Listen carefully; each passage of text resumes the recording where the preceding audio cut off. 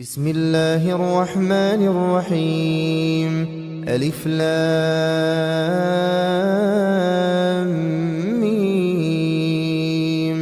ذلك الكتاب لا ريب فيه هدى للمتقين الذين يؤمنون بالغيب ويقيمون الصلاة ومما رزقناهم ينفقون والذين يؤمنون بما أنزل إليك وما أنزل من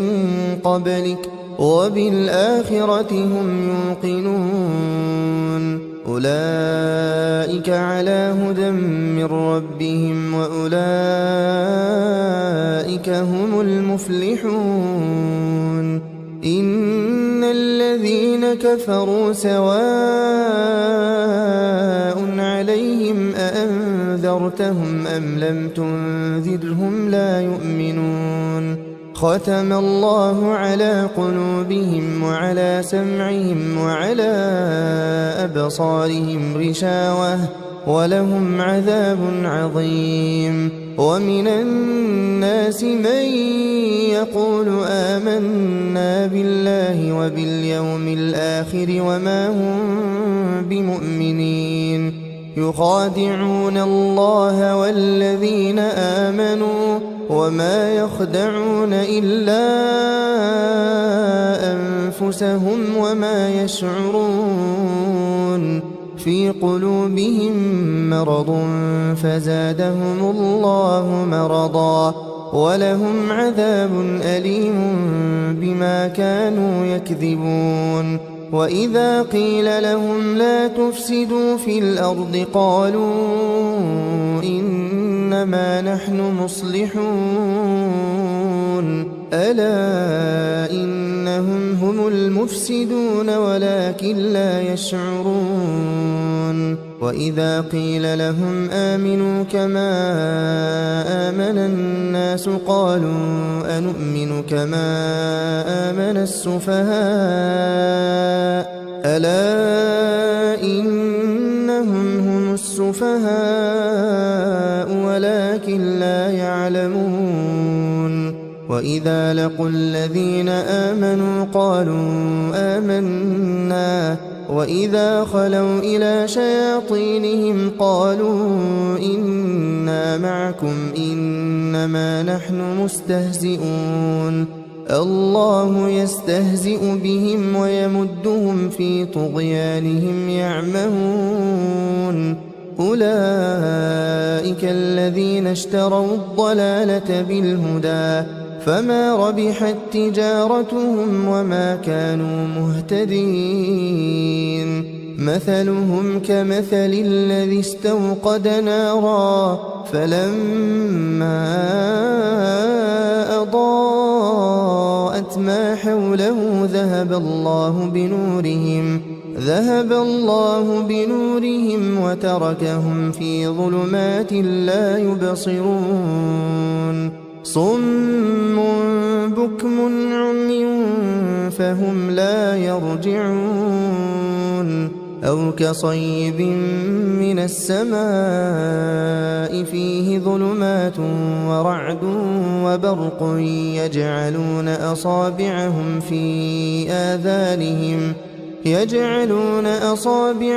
في آذانهم من الصواعق حذر الموت والله محيط بالكافرين. يكاد البرق يخطف أبصارهم كلما أضاء لهم مشوا فيه وإذا أظلم عليهم قاموا ولو شاء الله لذهب بسمعهم وأبصارهم إن الله على كل شيء قدير. يا أيها الناس اعبدوا ربكم الذي خلقكم والذين من قبلكم لعلكم تتقون. الذي جعل لكم الأرض فراشا والسماء بناء وأنزل من السماء فأخرج به من الثمرات رزقا لكم فلا تجعلوا لله أندادا وأنتم تعلمون وإن كنتم في ريب مما نزلنا على عبدنا فأتوا بسورة من مثله وادعوا شهداءكم من دون الله إن كنتم صادقين فإن لم تفعلوا ولن تفعلوا فاتقوا النار التي وقودها الناس والحجارة أعدت للكافرين وبشر الذين آمنوا وعملوا الصالحات أن لهم جنات تجري من تحتها الأنهار كلما رزقوا منها من ثمرة رزقا قالوا هذا الذي رزقنا من قبل وأتوا به متشابها ولهم فيها أزواج مطهرة وهم فيها خالدون إن الله لا يستحيي أن يضرب مثلا ما بعوضة فما فوقها فأما الذين آمنوا فيعلمون أنه الحق من ربهم وأما الذين كفروا فيقولون ماذا أراد الله بهذا مثلا يضل به كثيرا ويهدي به كثيرا وما يضل به إلا الفاسقين الذين ينقضون عهد الله من بعد ميثاقه ويقطعون ما أمر الله به أن يوصل ويفسدون في الأرض أولئك هم الخاسرون كيف تكفرون بالله وكنتم أمواتا فأحياكم ثم يميتكم ثم يحييكم ثم إليه ترجعون هو الذي خلق لكم ما في الأرض جميعا ثم استوى إلى السماء فسواهن 7 سماوات وهو بكل شيء عليم وإذ قال ربك للملائكة إني جاعل في الأرض خليفة قالوا أتجعل فيها من يفسد فيها ويسفك الدماء ونحن نسبح بحمدك ونقدس لك قال إني أعلم ما لا تعلمون وعلم آدم الأسماء كلها ثم عرضهم على الملائكة فقال أنبئوني بأسماء هؤلاء إن كنتم صادقين قالوا سبحانك لا علم لنا إلا ما علمتنا إنك أنت العليم الحكيم قال يا آدم أنبئهم بأسمائهم فلما أنبأهم بأسمائهم قال ألم أقل لكم إني أعلم غيب السماوات والأرض وأعلم ما تبدون وما كنتم تكتمون وإذ قلنا للملائكة اسجدوا لآدم فسجدوا إلا إبليس أبى واستكبر وكان من الكافرين وقلنا يا آدم اسكن أنت وزوجك الجنة وكلا منها رغدا حيث شئتما ولا تقربا هذه الشجرة فتكونا من الظالمين فأزلهما الشيطان عنها فأخرجهما مما كانا فيه وقلنا اهبطوا بعضكم لبعض عدو ولكم في الأرض مستقر ومتاع إلى حين فتلقى آدم من ربه كلمات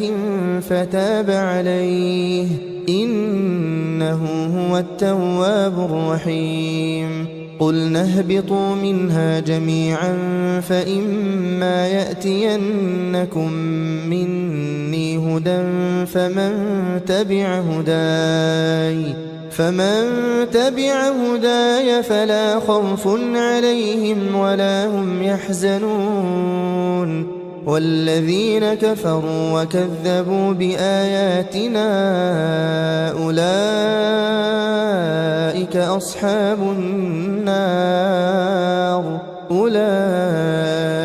أصحاب النار هم فيها خالدون يا بني إسرائيل اذكروا نعمتي التي أنعمت عليكم وأوفوا بعهدي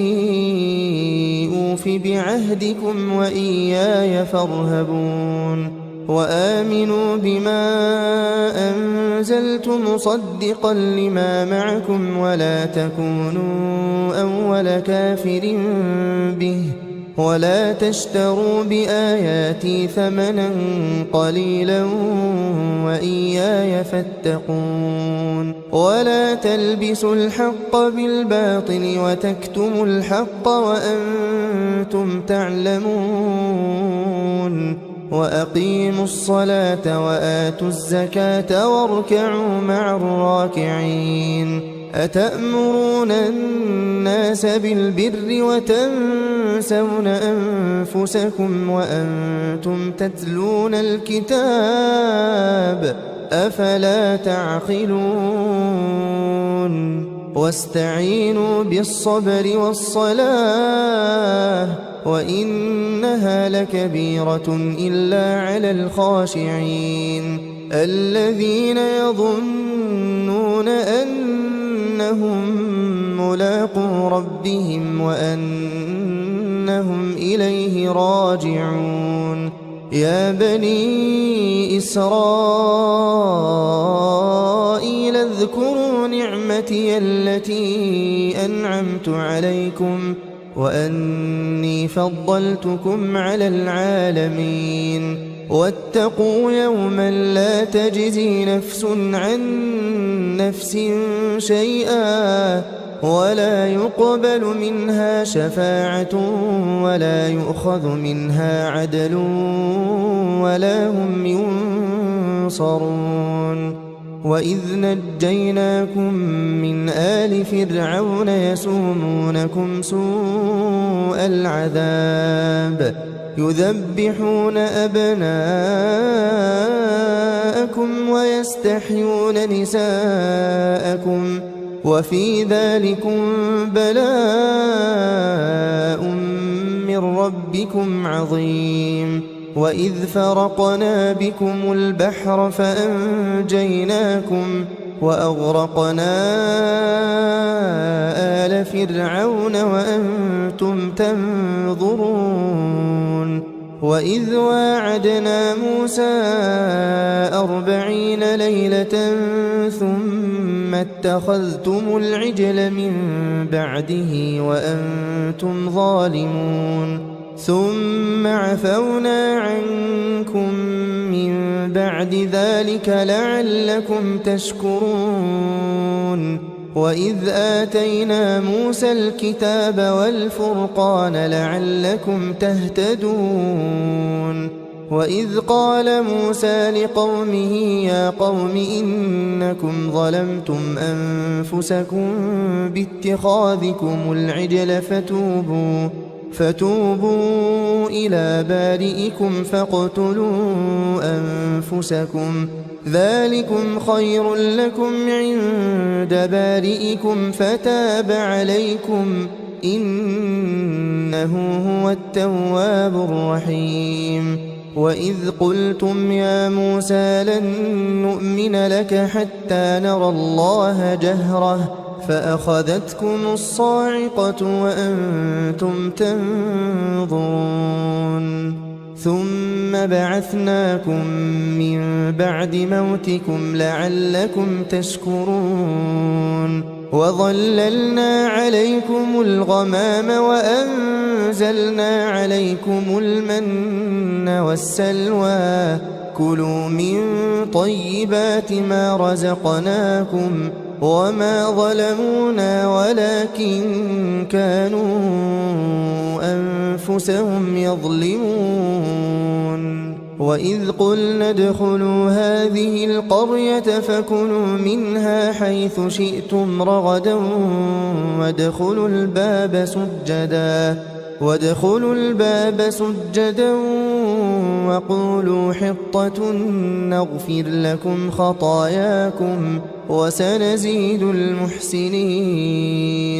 فبدل الذين ظلموا قولا غير الذي قيل لهم فأنزلنا على الذين ظلموا رجزا من السماء بما كانوا يفسقون وإذ استسقى موسى لقومه فقلنا اضرب بعصاك الحجر فانفجرت منه 12 عينا قد علم كل أناس مشربهم كلوا واشربوا من رزق الله ولا تعثوا في الأرض مفسدين وإذ قلتم يا موسى لن نصبر على طعام واحد فادع لنا ربك يخرج لنا مما تنبت الأرض من بقلها وقثائها وفومها وعدسها وبصلها قال أتستبدلون الذي هو أدنى بالذي هو خير اهبطوا مصرا فإن لكم ما سألتم وضربت عليهم الذلة والمسكنة وباءوا بغضب من الله ذلك بأنهم كانوا يكفرون بآيات الله ويقتلون النبيين بغير الحق ذلك بما عصوا وكانوا يعتدون إن الذين آمنوا والذين هادوا والنصارى والصابئين من آمن بالله واليوم الآخر وعمل صالحا فلهم أجرهم عند ربهم ولا خوف عليهم ولا هم يحزنون وإذ أخذنا ميثاقكم ورفعنا فوقكم الطور خذوا ما آتيناكم بقوة واذكروا ما فيه لعلكم تتقون ثم توليتم من بعد ذلك فلولا فضل الله عليكم ورحمته لكنتم من الخاسرين ولقد علمتم الذين اعتدوا منكم في السبت فقلنا لهم كونوا قردة خاسئين فجعلناها نكالا لما بين يديها وما خلفها وموعظة للمتقين وإذ قال موسى لقومه إن الله يأمركم أن تذبحوا بقرة قالوا أتتخذنا هزوا قال أعوذ بالله أن أكون من الجاهلين قالوا ادع لنا ربك يبين لنا ما هي قال إنه يقول إنها بقرة لا فارض ولا بكر عوان بين ذلك فافعلوا ما تؤمرون قالوا ادع لنا ربك يبين لنا ما لونها قال إنه يقول إنها بقرة صفراء فاقع لونها تسر الناظرين قالوا ادع لنا ربك يبين لنا ما هي إن البقرة شابه علينا وإنا إن شاء الله لمهتدون قال إنه يقول إنها بقرة لا ذلول تثير الأرض ولا تسقي الحرث مسلمة لا شية فيها قالوا الآن جئت بالحق فذبحوها وما كادوا يفعلون وإذ قتلتم نفسا فادارأتم فيها والله مخرج ما كنتم تكتمون فقلنا اضربوه ببعضها كذلك يحيي الله الموتى ويريكم آياته لعلكم تعقلون ثم قست قلوبكم من بعد ذلك فهي كالحجارة أو أشد قسوة وإن من الحجارة لما يتفجر منه الأنهار وإن منها لما يشقق فيخرج منه الماء وإن منها لما يهبط من خشية الله وما الله بغافل عما تعملون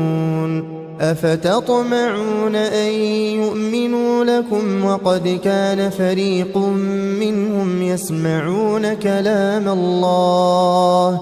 ثم يحرفونه من بعد ما عقلوه وهم يعلمون وإذا لقوا الذين آمنوا قالوا آمنا وإذا خلا بعضهم إلى بعض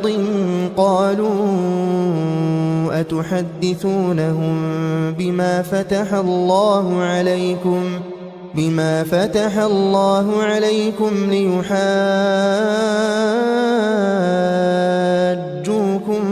به عند ربكم أفلا تعقلون أولا يعلمون أن الله يعلم ما يسرون وما يعلنون ومنهم أميون لا يعلمون الكتاب إلا أماني وإن هم إلا يظنون فويل للذين يكتبون الكتاب بأيديهم ثم يقولون هذا من عند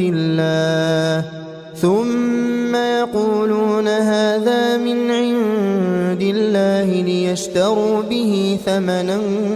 قليلا فويل لهم مما كتبت أيديهم وويل لهم مما يكسبون وقالوا لن تمسنا النار إلا أياما معدودة قل أتخذتم عند الله عهدا فلن يخلف الله عهده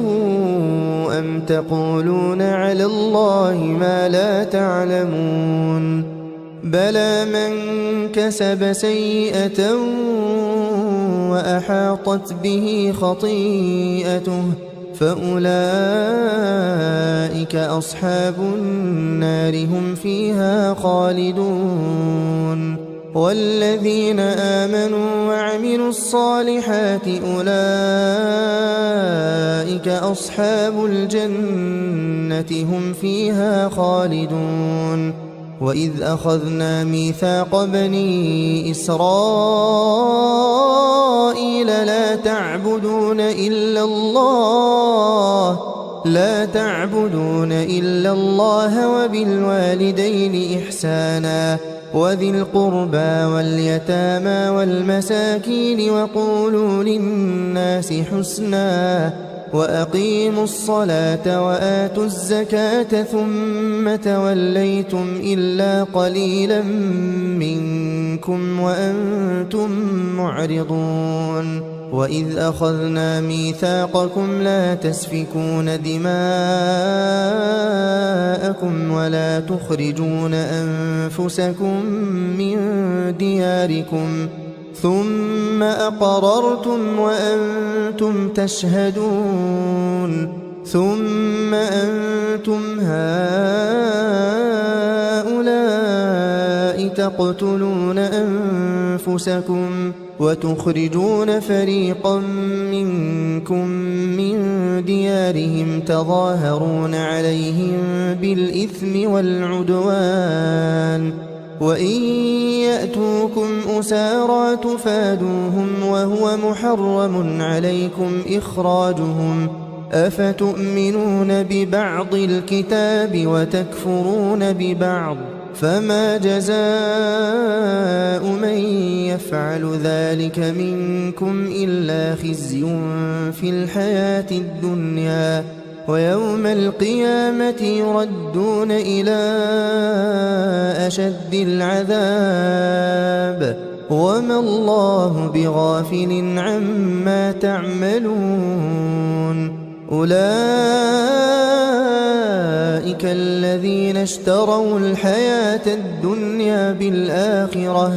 فلا يخفف عنهم العذاب ولا هم ينصرون. ولقد آتينا موسى الكتاب وقفينا من بعده بالرسل وآتينا عيسى ابن مريم البينات وأيدناه بروح القدس أفكلما جاءكم رسول بما لا تهوى أنفسكم استكبرتم ففريقا كذبتم وفريقا تقتلون. وقالوا قلوبنا غلف بل لعنهم الله بكفرهم فقليلا ما يؤمنون. ولما جاءهم كتاب من عند الله مصدق لما معهم وكانوا من قبل يستفتحون على الذين كفروا فلما جاءهم ما عرفوا كفروا به فلعنة الله على الكافرين. بئس ما اشتروا به أنفسهم أن يكفروا بما أنزل الله بغيا أن ينزل الله من فضله على من يشاء من عباده فباءوا بغضب على غضب وللكافرين عذاب مهين. وإذا قيل لهم آمنوا بما أنزل الله قالوا نؤمن بما أنزل علينا ويكفرون بما وراءه وهو الحق مصدقا لما معهم قل فلم تقتلون أنبياء الله من قبل إن كنتم مؤمنين. ولقد جاءكم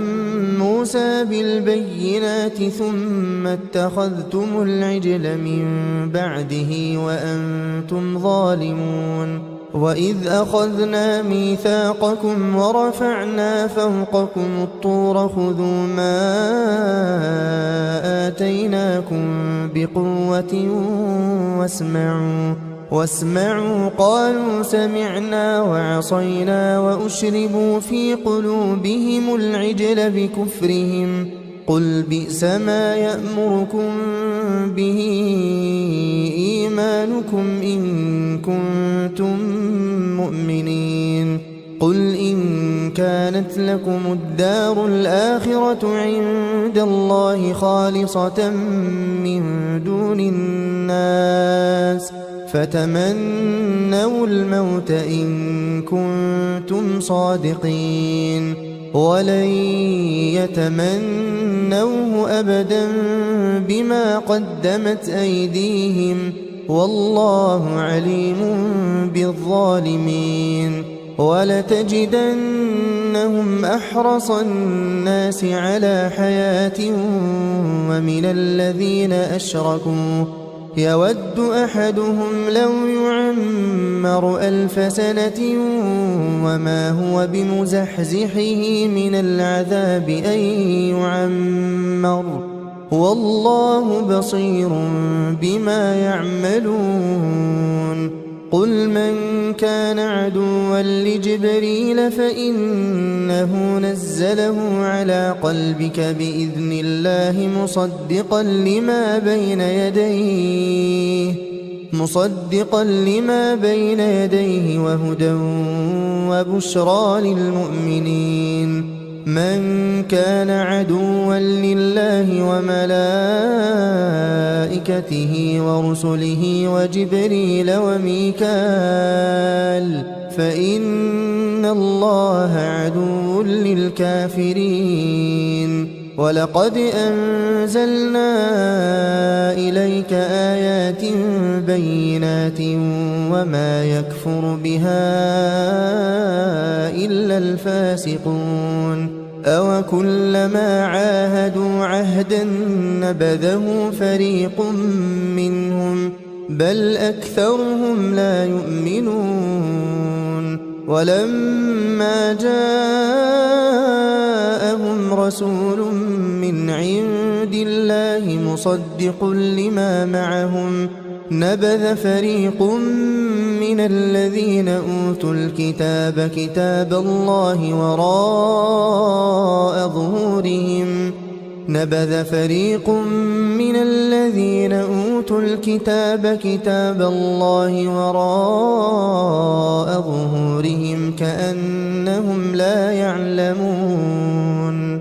واتبعوا ما تتلو الشياطين على ملك سليمان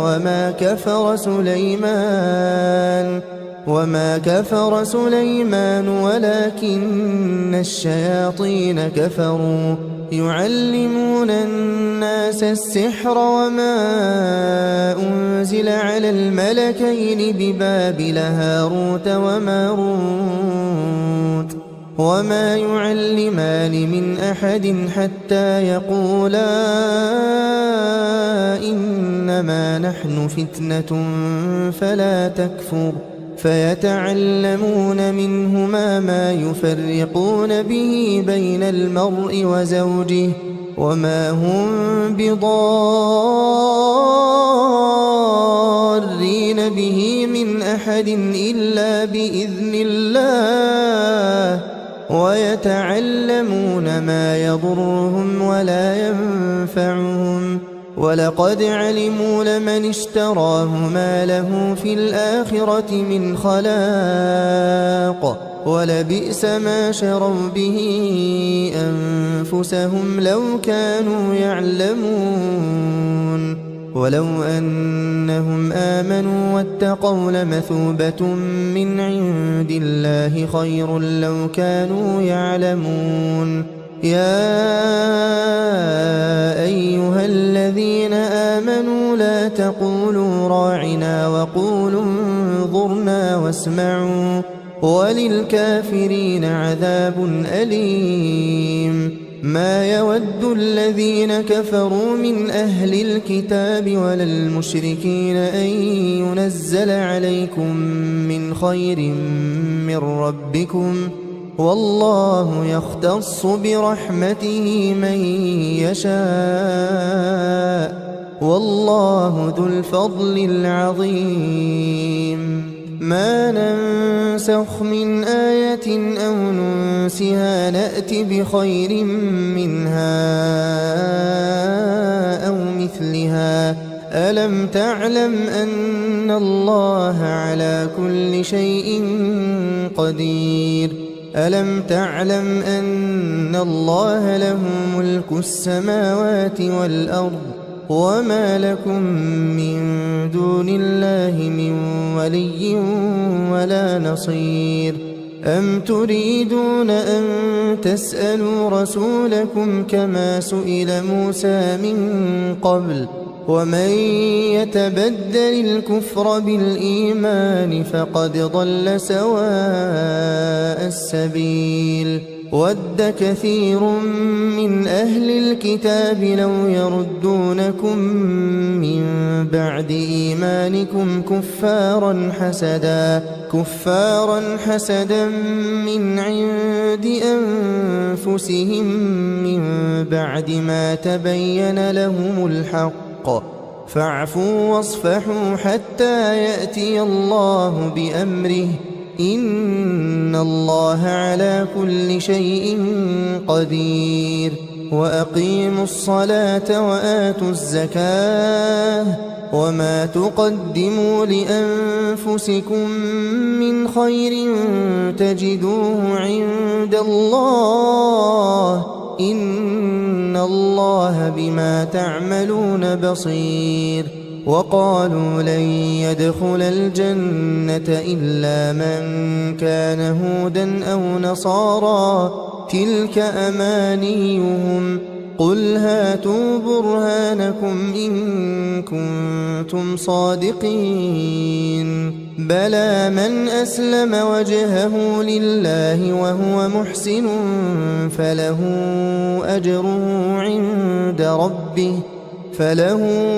أجره عند ربه ولا خوف عليهم ولا هم يحزنون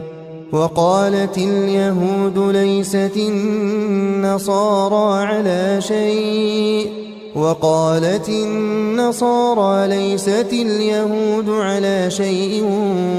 وهم يتلون الكتاب كذلك قال الذين لا يعلمون مثل قولهم فالله يحكم بينهم يوم القيامة فيما كانوا فيه يختلفون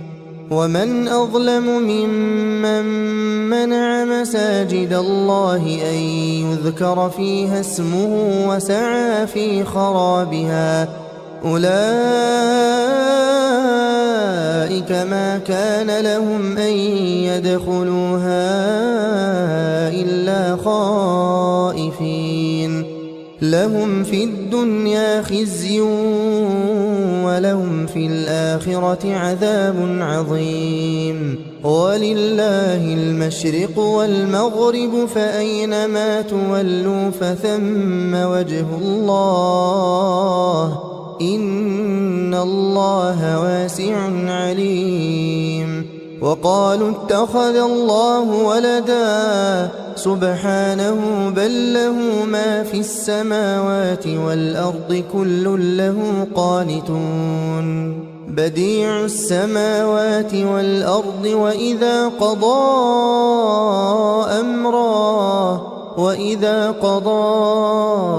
أمرا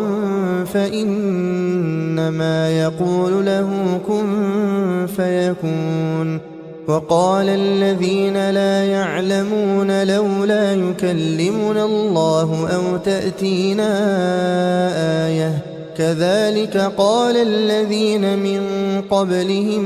مثل قولهم تشابهت قلوبهم قد بينا الآيات لقوم يوقنون إنا أرسلناك بالحق بشيرا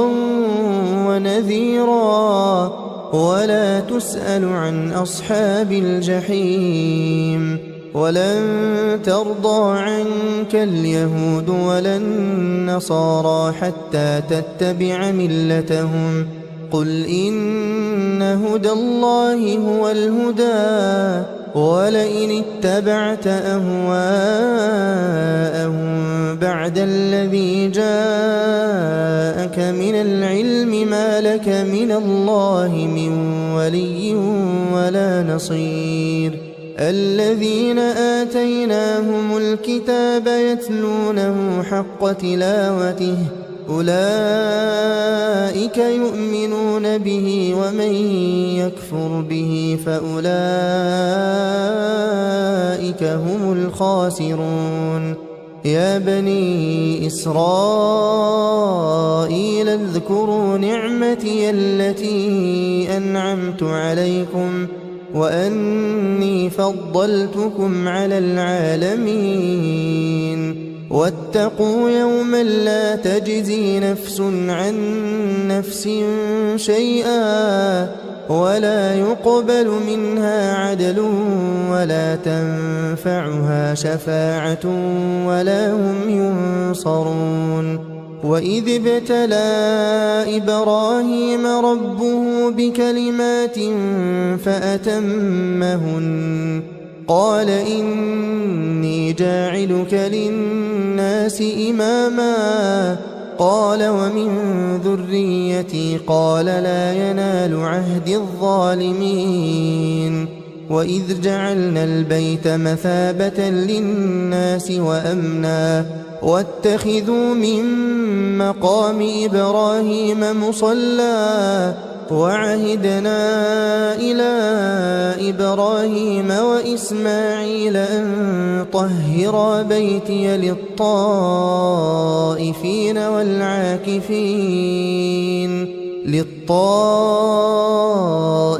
والعاكفين والركع السجود وإذ قال إبراهيم رب اجعل هذا بلدا آمنا وارزق أهله من الثمرات من آمن منهم بالله واليوم الآخر قال ومن كفر فأمتعه قليلا ثم أضطره إلى عذاب النار وبئس المصير وإذ يرفع إبراهيم القواعد من البيت وإسماعيل ربنا تقبل منا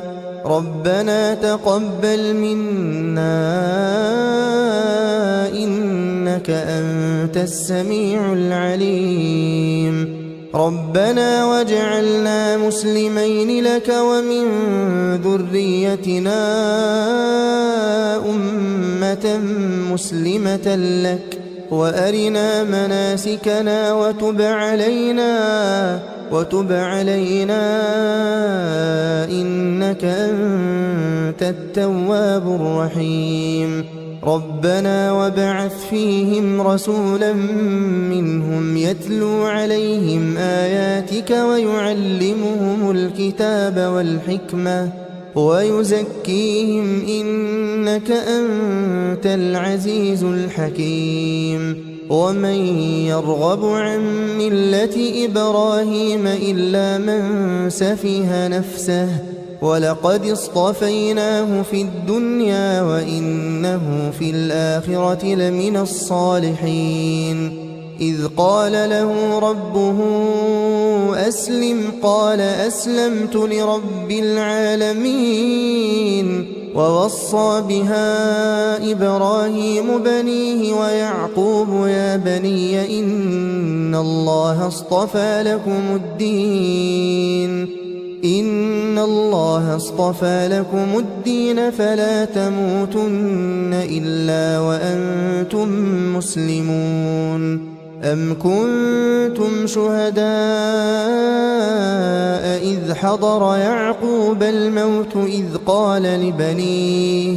إذ قال لبنيه ما تعبدون من بعدي قالوا نعبد إلهك وإله آبائك إبراهيم وإسماعيل وإسحاق إلها واحدا ونحن له مسلمون تلك أمة قد خلت لها ما كسبت ولكم ما كسبتم ولا تسألون عما كانوا يعملون وقالوا كونوا هودا أو نصارى تهتدوا قل بل ملة إبراهيم حنيفا وما كان من المشركين قولوا آمنا بالله وما أنزل إلينا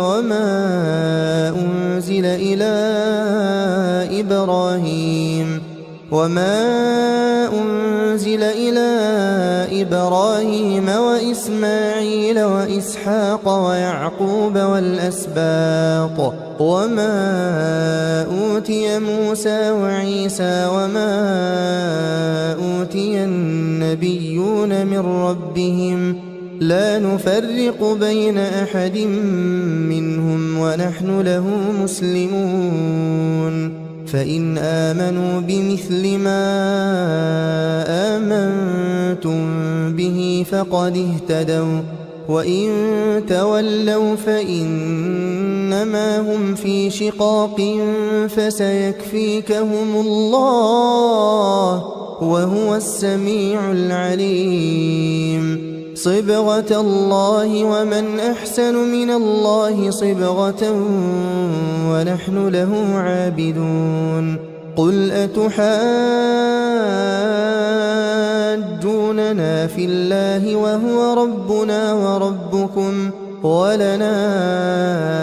أعمالنا ولكم أعمالكم ونحن له مخلصون أم تقولون إن إبراهيم وإسماعيل وإسحاق ويعقوب والأسباط كانوا هودا أو نصارى قل أأنتم أعلم أم الله ومن أظلم ممن كتم شهادة عنده من الله وما الله بغافل عما تعملون تلك أمة قد خلت لها ما كسبت ولكم ما كسبتم ولا تسألون عما كانوا يعملون سيقول السفهاء من الناس ما ولاهم عن قبلتهم التي كانوا عليها قل لله المشرق والمغرب يهدي من يشاء إلى صراط مستقيم وكذلك جعلناكم أمة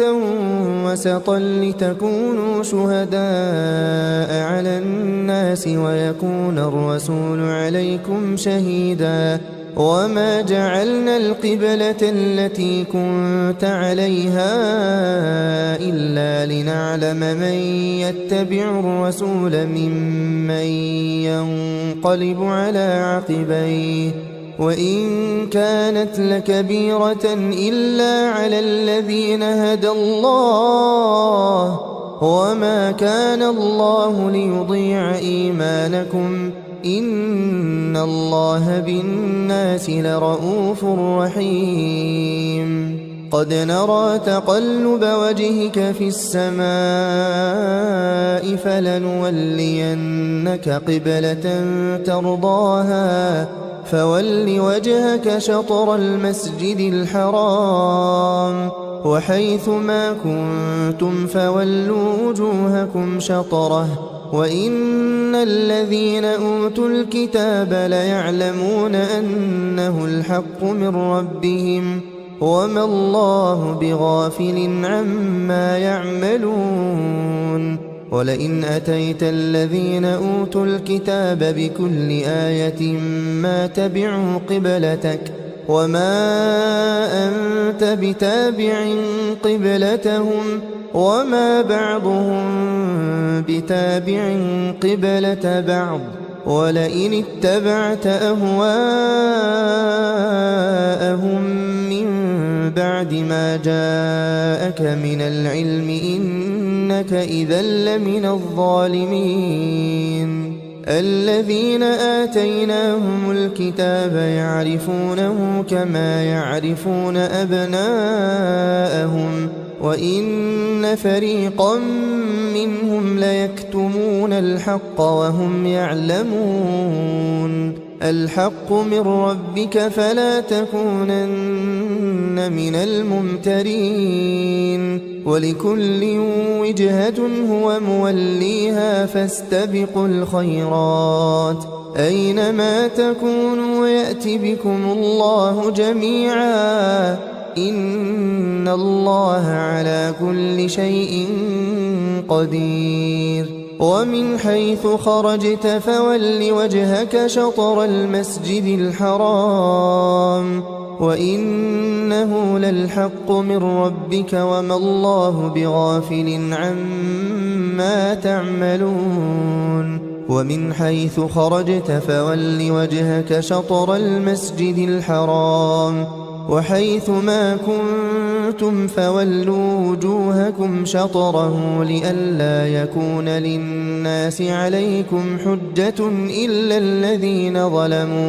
إلا الذين ظلموا منهم فلا تخشوهم واخشوني ولأتم نعمتي عليكم ولعلكم تهتدون كما أرسلنا فيكم رسولا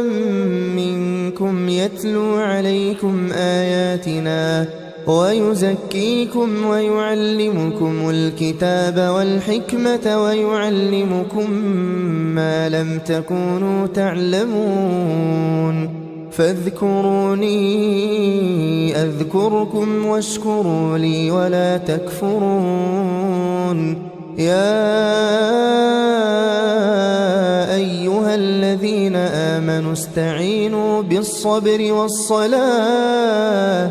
إن الله مع الصابرين ولا تقولوا لمن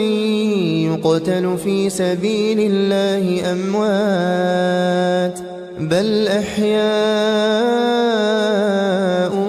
ولكن لا تشعرون ولنبلونكم بشيء من الخوف والجوع ونقص من الأموال والأنفس والثمرات وبشر الصابرين الذين إذا أصابتهم مصيبة قالوا إنا لله وإنا إليه راجعون أولئك عليهم صلوات من ربهم ورحمة وأولئك هم المهتدون إن الصفا والمروة من شعائر الله فمن حج البيت أو اعتمر فلا جناح عليه أن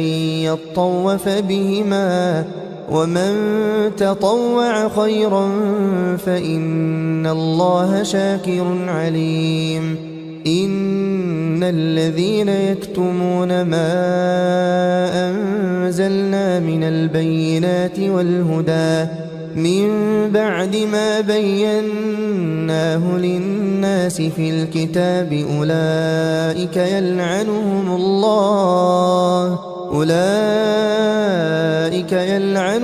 الله ويلعنهم اللاعنون إلا الذين تابوا وأصلحوا وبينوا فأولئك أتوب عليهم وأنا التواب الرحيم إن الذين كفروا وماتوا وهم كفار أولئك عليهم لعنة الله والملائكة والناس أجمعين خالدين فيها لا يخفف عنهم العذاب ولا هم ينظرون وإلهكم إله واحد لا إله إلا هو الرحمن الرحيم إن في خلق السماوات والأرض واختلاف الليل والنهار والفلك التي تجري في البحر بما ينفع الناس وما أنزل الله من السماء من ماء فأحيا به الأرض بعد موتها وبث فيها من كل دابة وتصريف الرياح والسحاب المسخر بين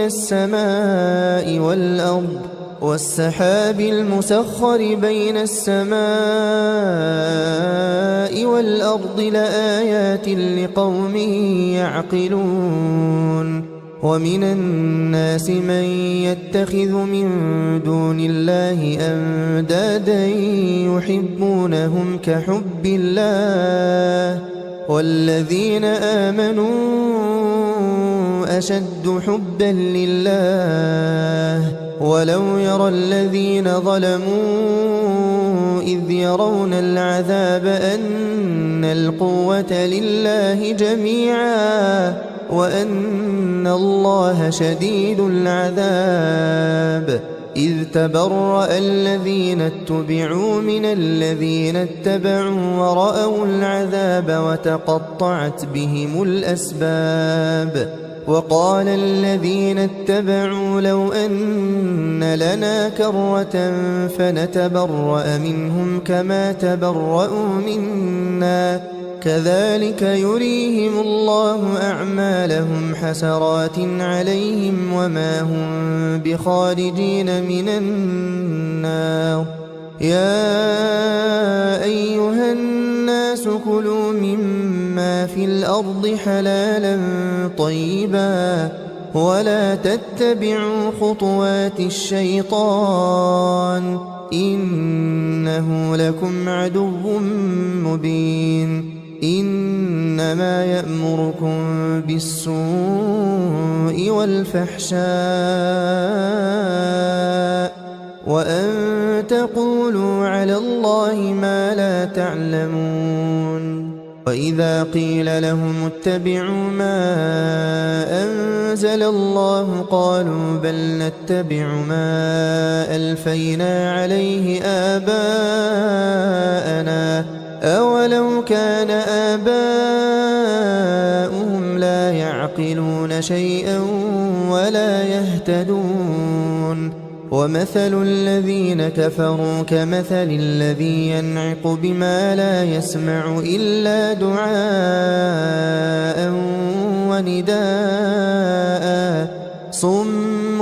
بكم عمي فهم لا يعقلون يا أيها الذين آمنوا كلوا من طيبات ما رزقناكم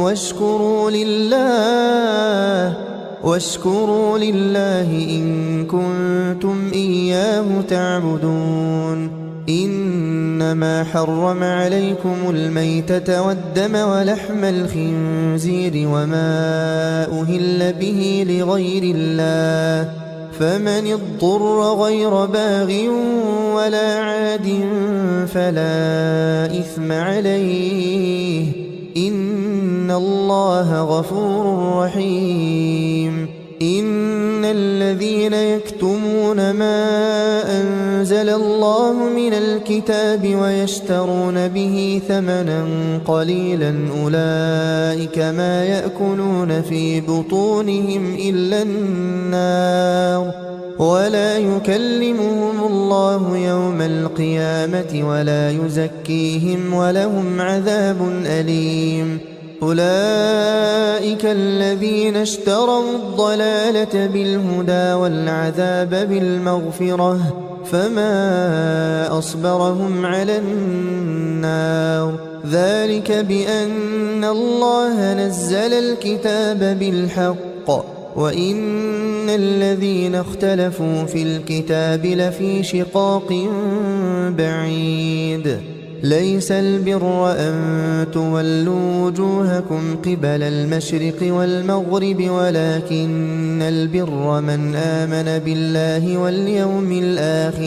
ولكن البر من آمن بالله واليوم الآخر والملائكة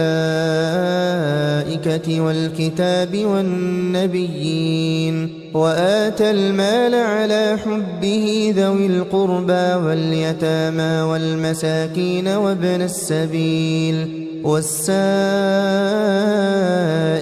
وفي الرقاب وأقام الصلاة وآتى الزكاة والموفون بعهدهم إذا عاهدوا والصابرين في البأساء والضراء وحين البأس أولئك الذين صدقوا وأولئك هم المتقون يا أيها الذين آمنوا كتب عليكم القصاص في القتلى الحر بالحر والعبد بالعبد والأنثى بالأنثى فمن عفي له من أخيه شيء فاتباع بالمعروف وأداء إليه بإحسان ذلك تخفيف من ربكم ورحمة فمن اعتدى بعد ذلك فله عذاب أليم ولكم في القصاص حياة يا أولي الألباب لعلكم تتقون كتب عليكم إذا حضر أحدكم الموت إن ترك خيرا الوصية للوالدين والأقربين بالمعروف حقا على المتقين فمن بدله بعدما سمعه فإنما إثمه على الذين يبدلونه إن الله سميع عليم فمن خاف من موص جنفا أو إثما فأصلح بينهم فلا إثم عليه إن الله غفور رحيم يا أيها الذين آمنوا كتب عليكم الصيام كما كتب على الذين من قبلكم لعلكم تتقون أياما معدودات فمن كان منكم مريضا أو على سفر فعدة من أيام أخر وعلى الذين يطيقونه فدية طعام مسكين فمن تطوع خيرا فهو خير له وأن تصوموا خير لكم إن كنتم تعلمون شهر رمضان الذي أنزل فيه القرآن هدى للناس وبينات من الهدى والفرقان فمن شهد منكم الشهر فليصمه ومن كان مريضا أو على سفر فعدة من أيام أخر يريد الله بكم اليسر ولا يريد بكم العسر ولتكملوا العدة ولتكبروا الله على ما هداكم ولعلكم تشكرون وإذا سألك عبادي عني فإني قريب أجيب دعوة الداع إذا دعان فليستجيبوا لي وليؤمنوا بي لعلهم يرشدون أحل لكم ليلة الصيام الرفث إلى نسائكم هن لباس لكم وأنتم لباس لهن علم الله أنكم كنتم تختانون أنفسكم فتاب عليكم وعفى عنكم فالآن باشروهن وابتغوا ما كتب الله لكم وكلوا واشربوا حتى يتبين لكم الخيط الأبيض من الخيط الأسود من الفجر ثم أتموا الصيام إلى الليل ولا تباشروهن وأنتم عاكفون في المساجد تلك حدود الله فلا تقربوها كذلك يبين الله آياته للناس لعلهم يتقون ولا تأكلوا أموالكم بينكم بالباطل وتدلوا بها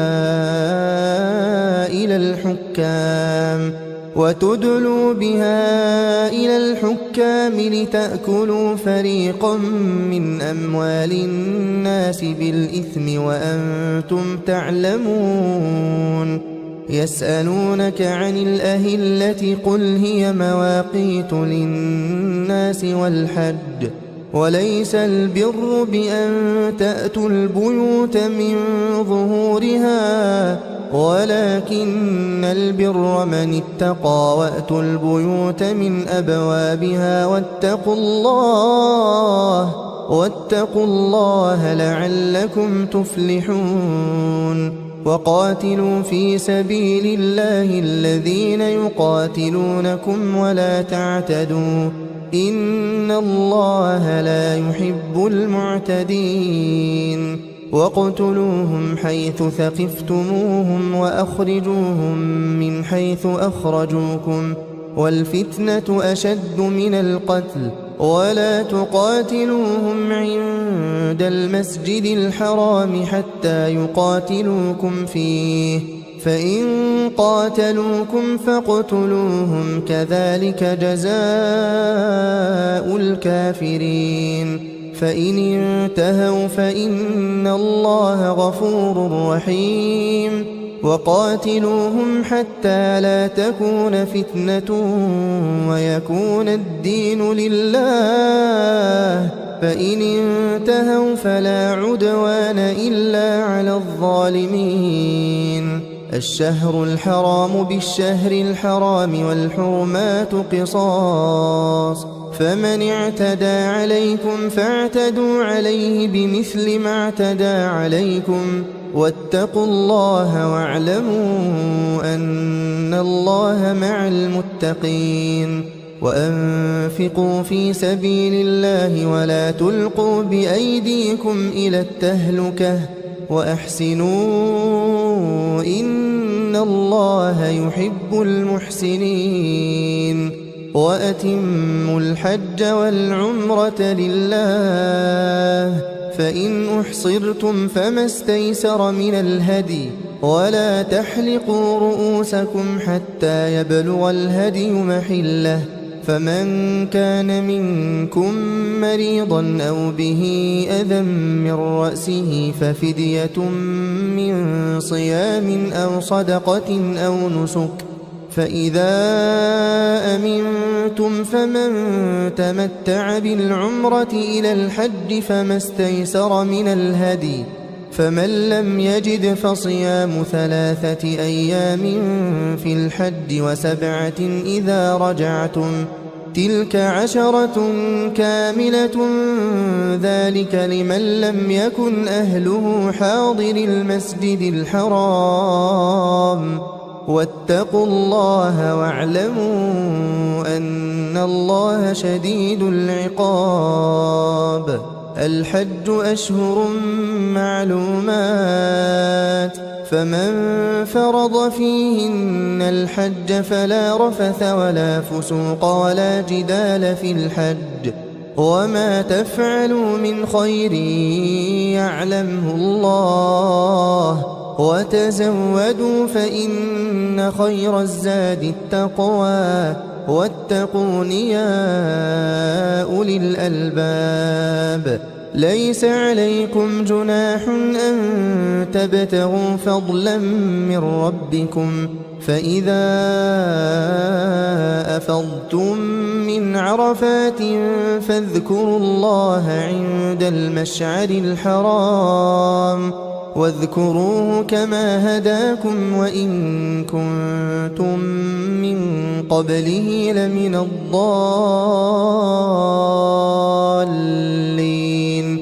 ثم أفيضوا من حيث أفاض الناس واستغفروا الله إن الله غفور رحيم. فإذا قضيتم مناسككم فاذكروا الله كذكركم آباءكم أو أشد ذكرا. فمن الناس من يقول ربنا آتنا في الدنيا وما له في الآخرة من خلاق، ومنهم من يقول ربنا آتنا في الدنيا حسنة وفي الآخرة حسنة وقنا عذاب النار. أولئك لهم نصيب مما كسبوا والله سريع الحساب. واذكروا الله في أيام معدودات، فمن تعجل في يومين فلا إثم عليه، ومن تأخر فلا إثم عليه لمن اتقى. واتقوا الله واعلموا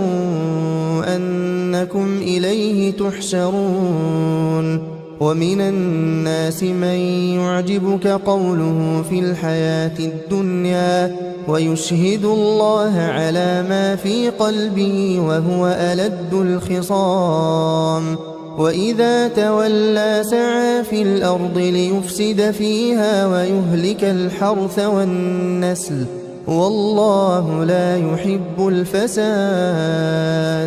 وإذا قيل له اتق الله أخذته العزة بالإثم فحسبه جهنم ولبئس المهاد. ومن الناس من يشري نفسه ابتغاء مرضات الله والله رؤوف بالعباد. يا أيها الذين آمنوا ادخلوا في السلم كافة ولا تتبعوا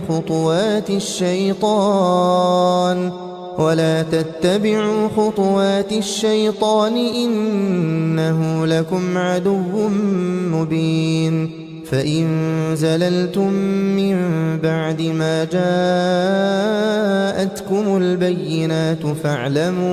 فاعلموا أن الله عزيز حكيم. هل ينظرون إلا أن يأتيهم الله في ظلل من الغمام والملائكة وقضي الأمر وإلى الله ترجع الأمور. سل بني إسرائيل كم آتيناهم من آية بينة ومن يبدل نعمة الله من بعد ما جاءته فإن الله شديد العقاب. زين للذين كفروا الحياة الدنيا ويسخرون من الذين آمنوا والذين اتقوا فوقهم يوم القيامة والله يرزق من يشاء بغير حساب. كان الناس أمة واحدة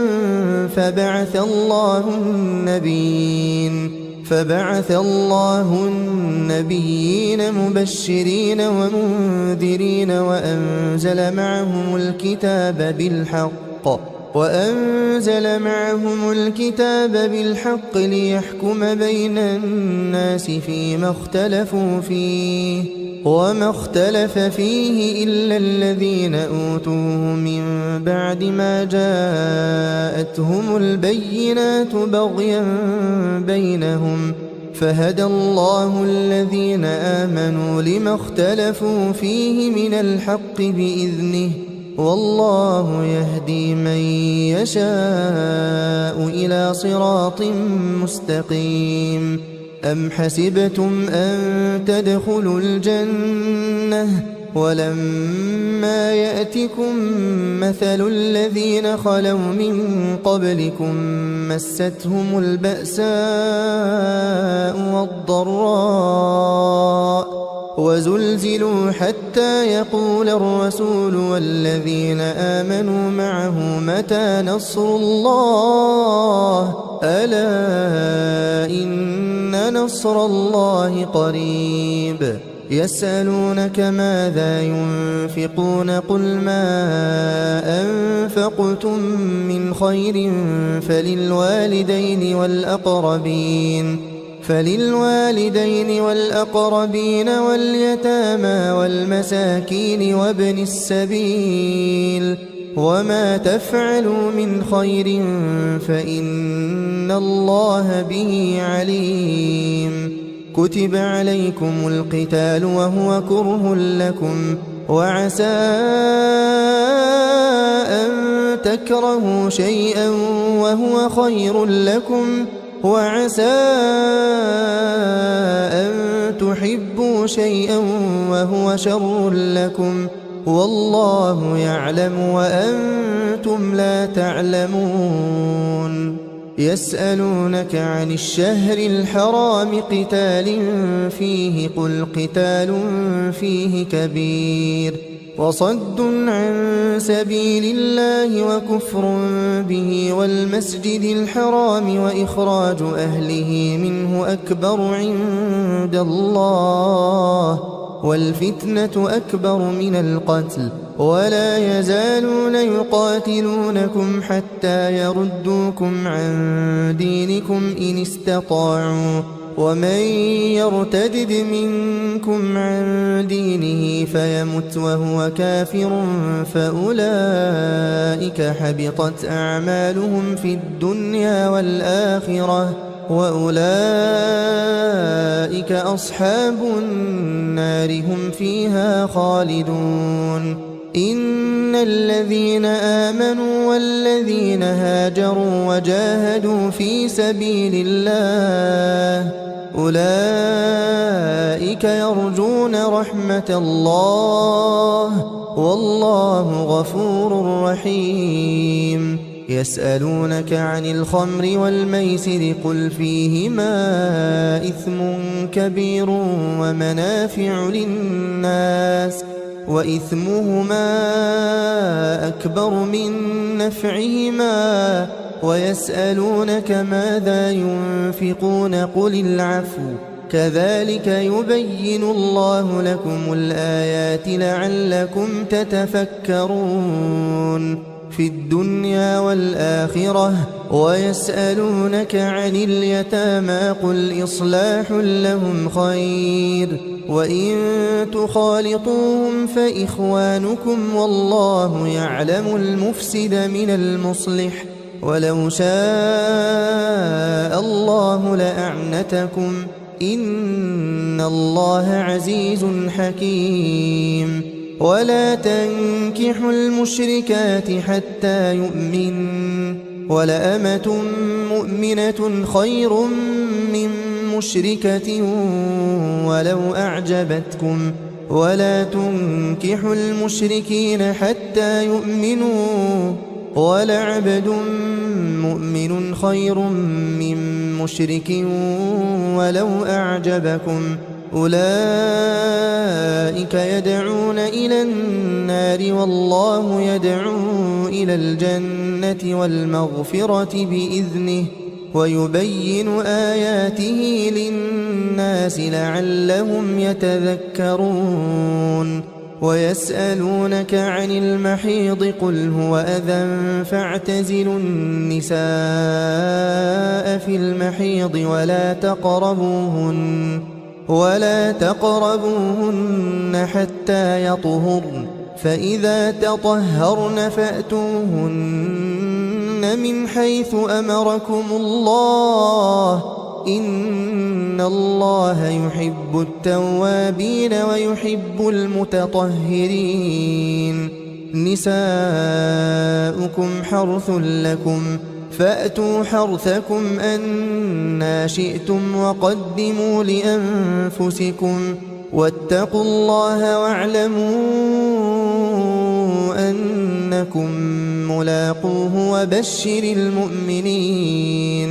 ولا تجعلوا الله عرضة لأيمانكم أن تبروا وتتقوا وتصلحوا بين الناس والله سميع عليم لا يؤاخذكم الله باللغو في أيمانكم ولكن يؤاخذكم بما كسبت قلوبكم والله غفور حليم للذين يؤلون من نسائهم تربص 4 أشهر فإن فاءوا فإن الله غفور رحيم وإن عزموا الطلاق فإن الله سميع عليم والمطلقات يتربصن بأنفسهن 3 قروء ولا يحل لهن أن يكتمن ما خلق الله في أرحامهن إن كن يؤمن بالله واليوم الآخر وبعولتهن أحق بردهن في ذلك إن أرادوا إصلاحا ولهن مثل الذي عليهن بالمعروف وللرجال عليهن درجة والله عزيز حكيم الطلاق 2 فإمساك بمعروف أو تسريح بإحسان ولا يحل لكم أن تأخذوا مما آتيتموهن شيئا إلا أن يخافا ألا يقيما حدود الله فإن خفتم ألا يقيما حدود الله فلا جناح عليهما فيما افتدت به تلك حدود الله فلا تعتدوها ومن يتعد حدود الله فأولئك هم الظالمون فإن طلقها فلا تحل له من بعد حتى تنكح زوجا غيره فإن طلقها فلا جناح عليهما أن يتراجعا إن ظنا أن يقيما حدود الله وتلك حدود الله يبينها لقوم يعلمون وإذا طلقتم النساء فبلغن أجلهن فأمسكوهن بمعروف أو سرحوهن بمعروف ولا تمسكوهن ضرارا لتعتدوا ومن يفعل ذلك فقد ظلم نفسه ولا تتخذوا آيات الله هزوا واذكروا نعمة الله عليكم وما أنزل عليكم من الكتاب والحكمة يعظكم به واتقوا الله واعلموا أن الله بكل شيء عليم وإذا طلقتم النساء فبلغن أجلهن فلا تعضلوهن أن ينكحن أزواجهن إذا تراضوا بينهم بالمعروف، ذلك يوعظ به من كان منكم يؤمن بالله واليوم الآخر، ذلكم أزكى لكم وأطهر، والله يعلم وأنتم لا تعلمون. والوالدات يرضعن أولادهن حولين كاملين لمن أراد أن يتم الرضاعة، وعلى المولود له رزقهن وكسوتهن بالمعروف، لا تكلف نفس إلا وسعها، لا تضار والدة بولدها ولا مولود له بولده، وعلى الوارث مثل ذلك، فإن أرادا فصالا عن تراض منهما وتشاور فلا جناح عليهما. وإن أردتم أن تسترضعوا أولادكم فلا جناح عليكم إذا سلمتم ما آتيتم بالمعروف، واتقوا الله واعلموا أن الله بما تعملون بصير. والذين يتوفون منكم ويذرون أزواجا يتربصن بأنفسهن 4 أشهر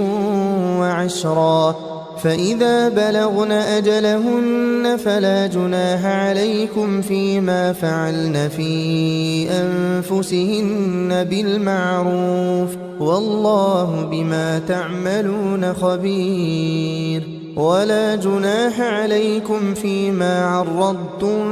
به من خطبة النساء أو أكننتم في أنفسكم، علم الله أنكم ستذكرونهن ولكن لا تواعدوهن سرا إلا أن تقولوا قولا معروفا،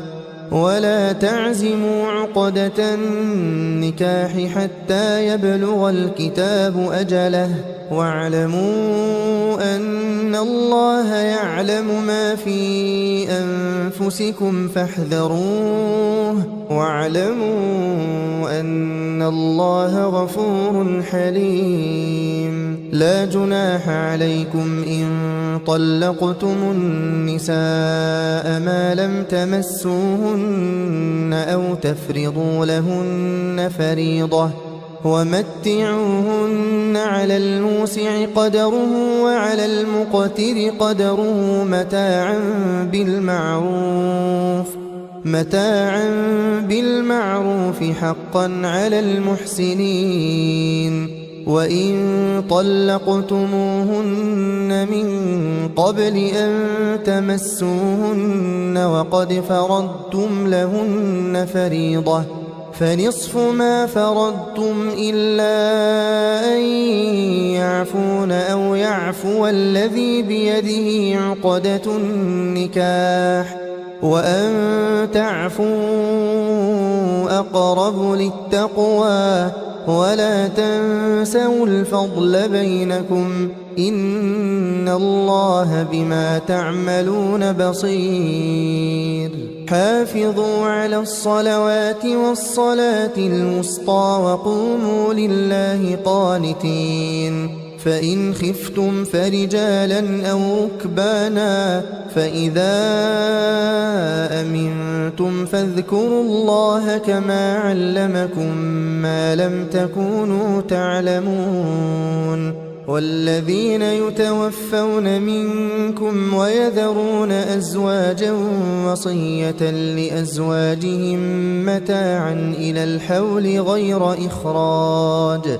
فإن خرجن فلا جناح عليكم فيما فعلن في أنفسهن من معروف، والله عزيز حكيم. وللمطلقات متاع بالمعروف حقا على المتقين كذلك يبين الله لكم آياته لعلكم تعقلون ألم تر إلى الذين خرجوا من ديارهم وهم ألوف حذر الموت فقال لهم الله موتوا ثم أحياهم إن الله لذو فضل على الناس ولكن أكثر الناس لا يشكرون وقاتلوا في سبيل الله واعلموا أن الله سميع عليم من ذا الذي يقرض الله قرضا حسنا فيضاعفه له أضعافا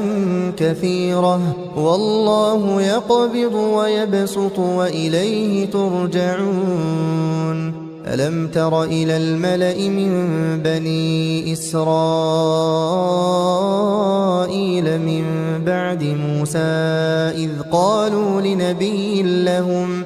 إذ قالوا لنبي لهم ابعث لنا ملكا نقاتل في سبيل الله قال هل عسيتم إن كتب عليكم القتال ألا تقاتلوا قالوا وما لنا ألا نقاتل في سبيل الله وقد أخرجنا من ديارنا وأبنائنا فلما كتب عليهم القتال تولوا إلا قليلا منهم والله عليم بالظالمين وقال لهم نبيهم إن الله قد بعث لكم طالوت ملكا قالوا أنى يكون له الملك علينا ونحن أحق بالملك منه ولم يؤت سعة من المال قال إن الله اصطفاه عليكم وزاده بسطة في العلم والجسم والله يؤتي ملكه من يشاء والله واسع عليم وقال لهم نبيهم إن آية ملكه أن يأتيكم التابوت فيه سكينة من ربكم وبقية مما ترك آل موسى وآل هارون تحمله الملائكة إن في ذلك لآية لكم إن كنتم مؤمنين فلما فصل طالوت بالجنود قال إن الله مبتليكم بنهر فمن شرب منه فليس مني ومن لم يطعمه فإنه مني إلا من اغترف غرفة بيده فشربوا منه إلا قليلا منهم فلما جاوزه هو والذين آمنوا معه قالوا لا طاقة لنا اليوم بجالوت وجنوده قال الذين يظنون أنهم ملاقو الله كم من فئة قليلة غلبت فئة كثيرة بإذن الله والله مع الصابرين ولما برزوا لجالوت وجنوده قالوا ربنا أفرغ علينا صبرا وثبت أقدامنا وانصرنا على القوم الكافرين فهزموهم بإذن الله وقتل داود جالوت وآتاه الله الملك والحكمة وعلمه مما يشاء ولولا دفع الله الناس بعضهم ببعض لفسدت الأرض ولكن الله ذو فضل على العالمين تلك آيات الله نتلوها عليك بالحق وإنك لمن المرسلين تلك الرسل فضلنا بعضهم على بعض منهم من كلم الله ورفع بعضهم درجات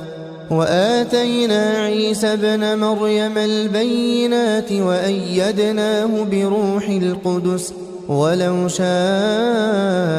الله ما اقتتل الذين من بعدهم من بعد ما جاءتهم البينات ولكن اختلفوا فمنهم من آمن ومنهم من كفر ولو شاء الله ما اقتتلوا ولكن الله يفعل ما يريد يا أيها الذين آمنوا أنفقوا مما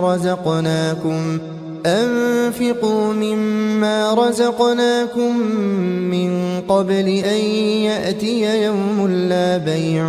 فيه ولا خلة ولا شفاعة والكافرون هم الظالمون الله لا إله إلا هو الحي القيوم لا تأخذه سنة ولا نوم له ما في السماوات وما في الأرض من ذا الذي يشفع عنده إلا بإذنه يعلم ما بين أيديهم وما خلفهم ولا يحيطون بشيء من علمه إلا بما شاء وسع كرسيه السماوات والأرض ولا يؤوده حفظهما وهو العلي العظيم لا إكراه في الدين قد تبين الرشد من الغي فمن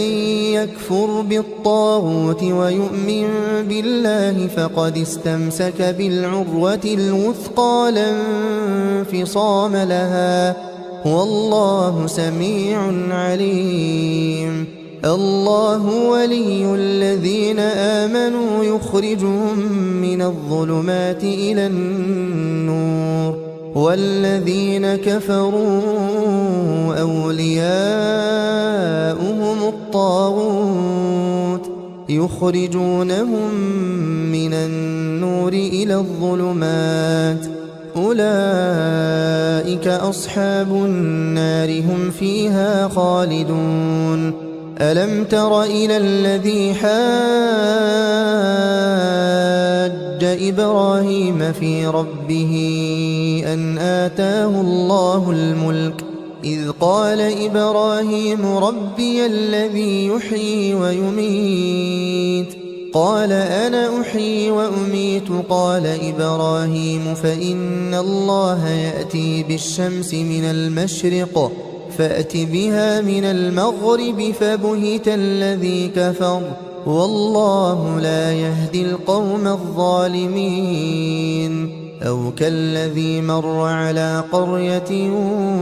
وهي خاوية على عروشها قال أنى يحيي هذه الله بعد موتها فأماته الله 100 عام ثم بعثه قال كم لبثت قال لبثت يوما أو بعض يوم قال بل لبثت 100 عام فانظر إلى طعامك وشرابك لم يتسنه وانظر إلى حمارك ولنجعلك آية للناس وانظر إلى العظام كيف ننشزها ثم نكسوها لحما فلما تبين له قال أعلم أن الله على كل شيء قدير وإذ قال إبراهيم رب أرني كيف تحيي الموتى قال أولم تؤمن قال بلى ولكن ليطمئن قلبي قال فخذ 4 من الطير فصرهن إليك ثم اجعل على كل جبل منهن جزءا ثم ادعهن يأتينك سعيا واعلم أن الله عزيز حكيم مثل الذين ينفقون أموالهم في سبيل الله كمثل حبة أنبتت 7 سنابل في كل سنبلة 100 حبة والله يضاعف لمن يشاء والله واسع عليم الذين ينفقون أموالهم في سبيل الله ثم لا يتبعون ما أنفقوا منا ولا أذى لهم أجرهم عند ربهم ولا خوف عليهم ولا هم يحزنون قول معروف ومغفرة خير من صدقة يتبعها أذى والله غني حليم يا أيها الذين آمنوا لا تبطلوا صدقاتكم بالمن والأذى كالذي ينفق ماله رئاء الناس ولا يؤمن بالله واليوم الآخر فمثله كمثل صفوان عليه تراب فأصابه وابل فتركه صلدا لا يقدرون على شيء مما كسبوا والله لا يهدي القوم الكافرين ومثل الذين ينفقون أموالهم ابتغاء مرضات الله وتثبيتا من أنفسهم كمثل جنة بربوة أصابها وابل فآتت أكلها ضعفين فإن لم يصبها وابل فطل والله بما تعملون بصير أيود أحدكم أن تكون له جنة من نخيل وأعناب تجري من تحتها الأنهار له فيها من كل الثمرات وأصابه الكبر وله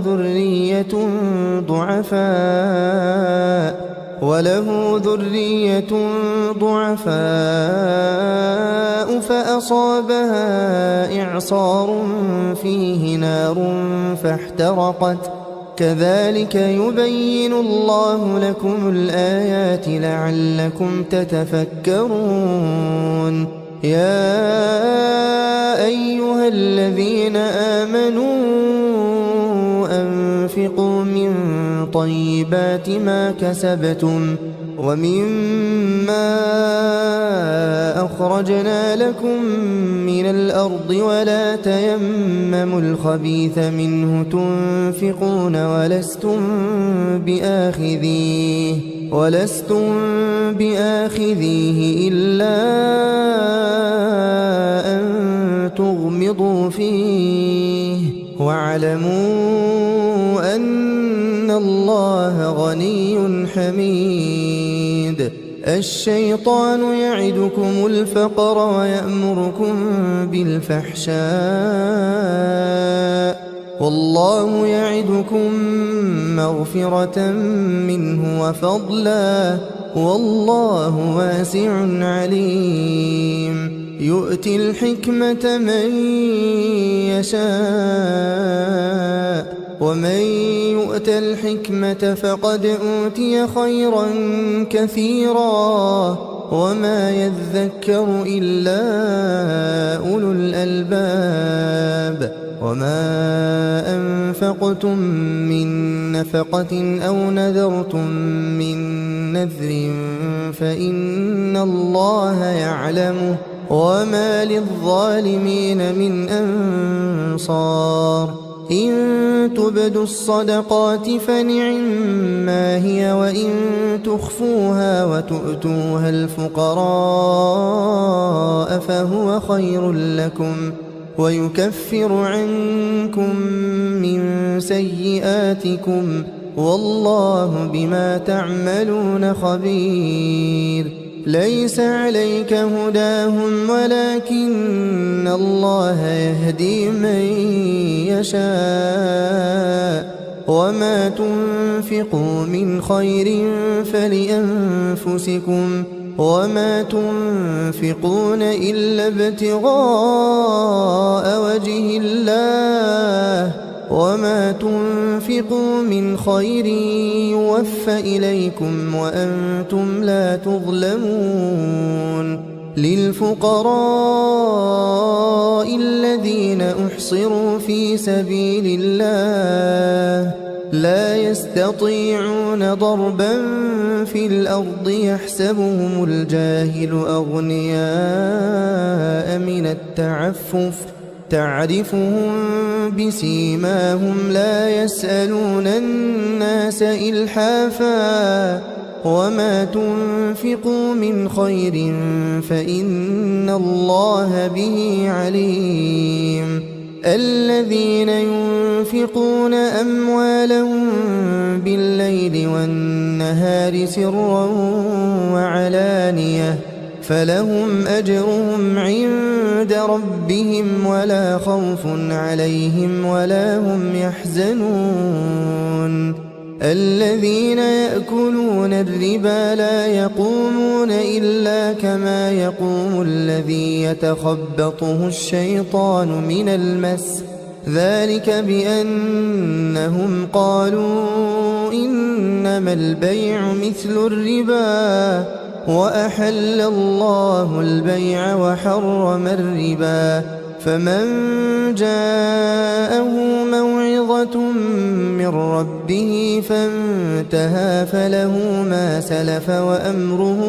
إلى الله ومن عاد فأولئك أصحاب النار هم فيها خالدون يمحق الله الربا ويربي الصدقات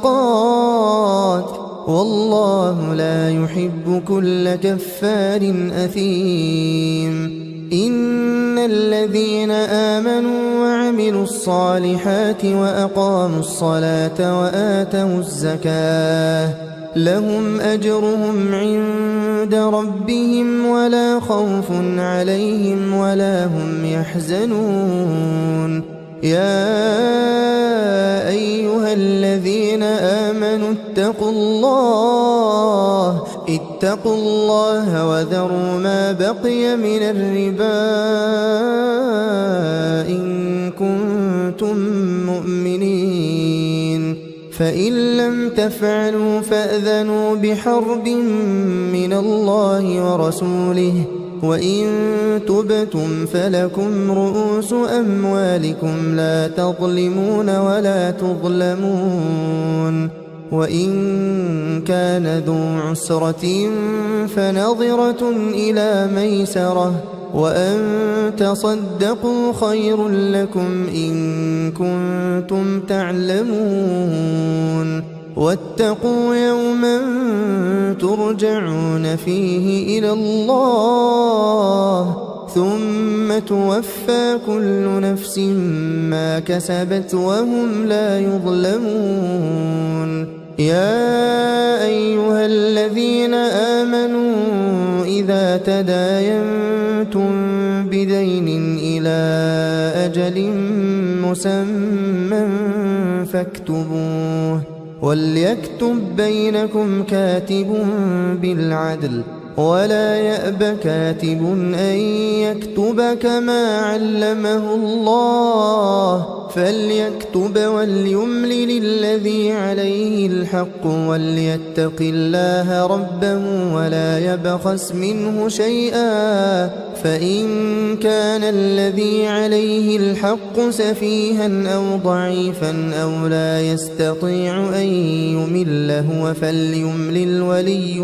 بالعدل واستشهدوا شهيدين من رجالكم فإن لم يكونا رجلين فرجل وامرأتان ممن ترضون من الشهداء